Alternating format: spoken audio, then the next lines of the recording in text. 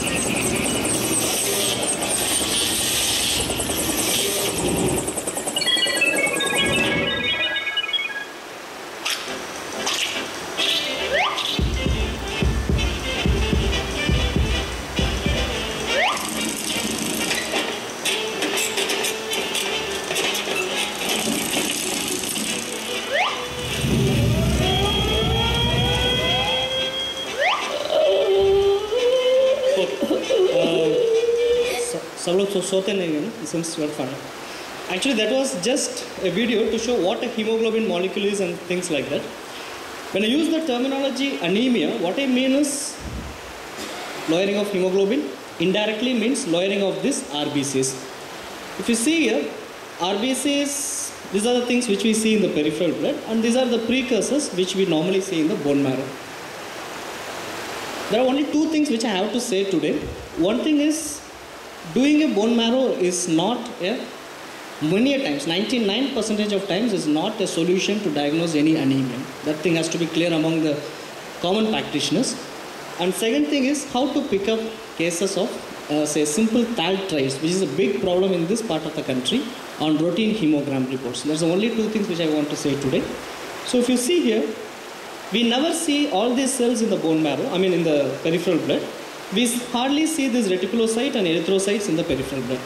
When I say the word anemia, it means reduction in these cells. Now it can be due to two reasons. Either nothing is coming out of the bone marrow, which I call it as a group of hypoproliferative anemias. Otherwise, something is getting lost in the periphery, which I call it as hemolytic or blood loss anemias. How I know that what's happening without doing a bone marrow?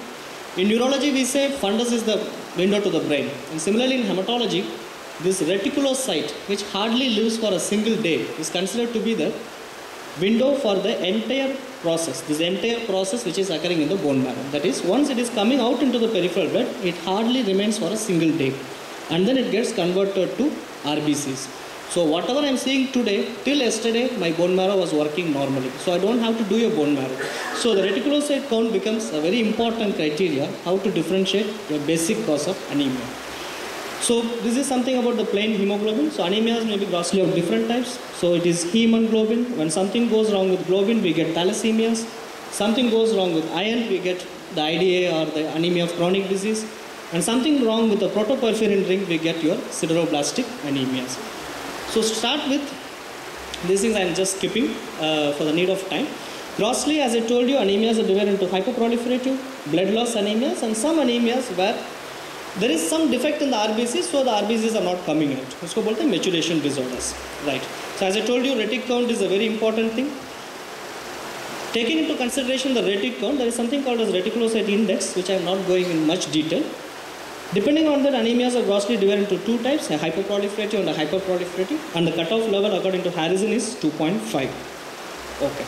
Now we'll straightforward come to some hemograms, straight away some 8 cases. So I'll just teach you how to approach those cases alone in your day-to-day practice.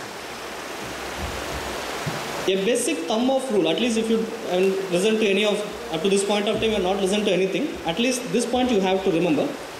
Whenever you see a hemogram tomorrow, a complete hemogram tomorrow, try to analyze 3 factors. First, look into the RBC count, then the hemoglobin value, and finally your hematocrit. In a normal person, what happens is, this is approximately 3 times of each. 3 times of your RBC count is the hemoglobin, approximately. There is a range always in medicine. And 3 times of your hemoglobin is your hematocrit. If something goes wrong with this, you have to be a bit careful. Okay. Now let us come to this first case. A 57-year-old male with pallor. Whenever you see a hemogram में बहुत कुछ लिखा रहता है, but many times they are of no use for us. This is just a mathematical calculation, so the machine gives everything. Many times it is not so useful, especially your NCHC and MCH, etc. 3 important things you have to see is, first is the hemoglobin value. What I told you, 3 times of this should be nearly your hemoglobin value. Okay, it is coinciding. And next, immediately what you have to look is your MCV. MCV is the mean corpuscular volume. What is the size of the cells? Okay, if I look into this hemogram, I feel the patient is having anemia. Yes, fine. The proportions are okay, nearly maintained, 1:3:3, yes, fine. And there is microcytosis. And the next immediately what I have to see is something called as RDW. What is RDW? It's called rest cell distribution will. What it means is, what is the difference in the size of cells which are there in the peripheral smear. When I say RDW is so high, it means different size, small size, big size, every cell is there in the peripheral blood. So what is this, what you feel this patient is having typically with this picture? Very good. It's iron deficiency. And one more thing which kind of say substantiates your fact is elevated platelet count, which is near above normal, because many times the erythropoietin cross-reactively stimulates thrombopoietin receptors, resulting in elevation of your platelet counts. Why we are getting this hemoglobin? Because iron deficiency many times has a latent phase. During latent phase, patient will not be anemic, but his body iron stores will be low. During that time, the RBCs which are produced will be of a normal size. They go out. After some time, the patient develops an iron deficiency overt. Now the RBCs will be smaller in size, but both the RBCs, they roam around in the circulation, resulting in increased RDW. So this is classical for the commonest anemia which we get in our part of the country, your IDA. Now taking up this case, a 23-year-old female, not so anemic, okay, bit on the lower side. What do you feel about the proportions here? What we are expecting for RBC of 5 million? Somewhere around 15 grams of hemoglobin, but here it's low, it's 10 grams of hemoglobin, the proportion is not maintained. And here again we are seeing that your MCV is a bit low, microcytosis. Rest of the things are bit okay, normal, and on a peripheral smear your pathologist is reporting as target cells are present. Then what to think in this case? This is, to be more frank, 10% of people who live in Kolkata will have a hemogram something like this, because the hemoglobin E carrier rate, the thalassemia carrier rate in Kolkata is around 10%. It is very important. Diagnosing thalassemia is not an issue at all, major cases. The importance of us, because a primary physician, lies in the fact that you have to pick up the carriers so that you prevent the birth of new thalassemics in this part of the world. So how to do that? Simple thing. This calculation is disproportionate. MCV is less than 76, very low, microcytosis. RDW is in the normal range. Why is it so? Because thalassemia, there is no problem with iron. It's a problem with globin chain formation. Each and every RBC, the amount of hemoglobin that is present is a bit lower. So there is a uniform microcytosis, not much of variation in the cells. At the same time, your proportion is not maintained because each and every RBC is having a lower amount of hemoglobin within it. So these two are very common. Most of 90% of cases will fall into these two categories only. Now we'll move on to the next case. I may overshoot say 2 to 3 minutes. Is it okay? Okay, fine. This is a case of a 45-year-old male, a known case of rheumatoid arthritis on treatment. Now we will look at this hemogram reports. He is anemic. What do you think about the proportions? That is fine, I suppose, relatively. What do you think about the MCV? It's a bit higher. Okay. Any other clues we have? Yes, we have a clue here. The normal TLC should be somewhere between 4,000 to 11,000. TLC is a bit low. Platelets are again low. It's a kind of a pancytopenia the patient is having. With pancytopenia, the reticulocyte count is a bit higher, 6.4%, and your pathologist is reporting us he's seeing some big cells, macrophagocytes. What do you feel the diagnosis here? Megaloblastic. Why did a rheumatoid arthritis patient develop a megaloblastic anemia? Methotrexate, probably, antifoliate drugs. Yeah, why is it not aplastic anemia? It's a pancytopenia. Yeah, a normal differential is there. Whole lot of neutrophils that totally goes against your aplastic anemia. Next is again a similar history, known case of rheumatoid arthritis. Here this patient is having, everything is okay, but TLC is fine, platelets are fine, and your pathologist is reporting as microcytes and hypochromia. RDW is so high. What do you feel here the patient is having? I think the proportion is also okay, low MCV, high RDW, that goes in favor of iron deficiency anemia, probably. But I did a serum ferritin, and this ferritin comes out to be 320, which is very high. And what I should think about? No. This is a condition called as anemia of chronic disease, which we face in many of our patients, post-tuberculosis patients, or anybody who is having a chronic disease for a long time. Everything looks like an iron deficiency anemia, but when you do a serum ferritin, it gets a bit higher. I'm not going into the mechanism. Something called hepcidin blocks iron absorption because of chronic inflammation. And this leads on to a picture very similar to IDA. Now again a female patient, 25-year-old, have presenting with jaundice and pallor. Anemia again. MCV, if you see here, it's very, very high, 114. RDW is okay, not much of information, but she is not, other counts are fine. But her retic count is 22.4%, so high. And she's having jaundice. So what do you think here? Hemolytic picture, very good. Why should MCV be so high in hemolysis is, as I told you, retic cells are a bit bigger than the normal RBCs. So whenever there is reticulocytosis, your MCV naturally becomes higher. So macrocytosis always doesn't need to be megaloblastic anemia. Even hemolytic anemias also have a macrocytic kind of a picture. Okay. So next in the possible investigation you should think about is doing a Coombs test and proving that it is positive or negative. If it is negative, it's more theory about it. Fine. Nearly similar history, but this time patient is not only having jaundice and pallor, she is having some mucosal bleeds also. And if you see here, everything is same and the platelets have come to 10,000. What is this condition? This is a typical combination. Why I am showing it here is now we not only look into the hemoglobin alone, many times you have to look into the complete hemogram as a whole. This is actually again an autoimmune phenomenon affecting both the series, platelets as well as your is Evans syndrome, right? Suppose platelets and RBCs are low, patient is having the same hemogram what I showed you, and your pathologist is reporting it as he is finding some cells called as cystocytes, breaking down RBCs in the peripheral blood. What do you think about in these cases? In a critically ill patient, suppose I am saying. This many times occurs in ICUs and other places. It's often overlooked. A place where only the clinical acumen matters. A dreaded disease called as TTP/HUS, that is thrombotic thrombocytopenic purpura /HU. There comes the real goal of a pathologist to look at these cells, that is cystocytes in the periphery. Everything may look like Evans and things like that. Once he spots out these cystocytes, we have to go in for a plasmapheresis immediately. So that is about that case. And again this one, a 29-year-old female, history of repeated malarial infections, presenting with this picture. There is anemia, high MCV, RDW is okay, high upper limit, TLC is also low, that is, there is bicytopenia, 2 lineages have come down, retic is higher.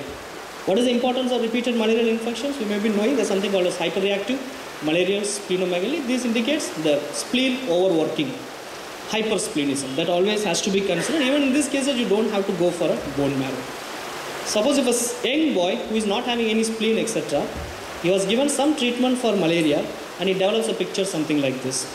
You start suspecting your G6PD deficiency, that is Primakune and other drugs which are known to cause drug-induced hemolysis. Okay. Sorry, I'm a bit faster. 20 minutes is not enough. Okay. Now this is again a case of 54-year-old female with on examination she is having spleen up to the umbilicus. What you see here in the hemogram is again anemia.